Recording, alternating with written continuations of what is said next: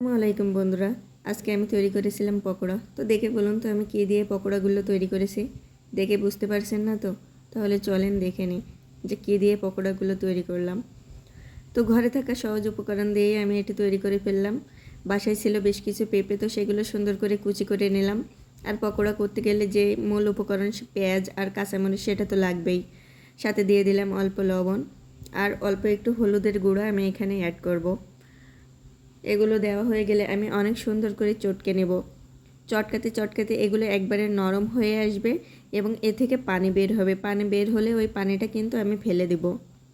তারপর আমি এর ভিতরে দিয়ে দিলাম অল্প একটু আটা। সে বেসন ছিল না, তো আমি আটা দিয়েছি, আপনারা চাইলে বেসনও দিতে পারেন। আর এগুলো আমি অনেক সুন্দর করে মাখিয়ে নিয়ে তারপরে দিয়ে দিব আমি চাউলের গুঁড়ো।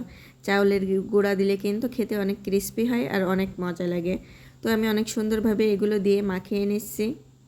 মাখাতে মাখাতে যখন একটু আটালো আটালো ভাব চলে আসবে তখন আমার মাখানোটা শেষ। এই যে দেখেন আটালো ভাব চলে এসেছে। এবার আমি শুধু পাতিলে তেল গরম করে তেলের ভিতরে এগুলো ছেড়ে দিব। এই যে তেল অনেক হিট হয়ে গিয়েছে, একে একে আমি এর ভিতরে দিয়ে দিচ্ছি সব পকোড়াগুলো।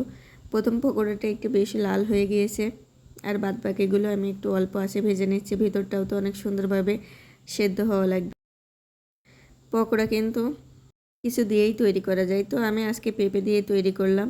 তো আমার এই পকোড়া বানানোর রেসিপিটা আপনাদের কাছে কেমন লাগলো জানাতে কিন্তু ভুলবেন না। যদি ভালো লেগে থাকে অবশ্যই লাইক, কমেন্ট, শেয়ার করবেন। Bye bye.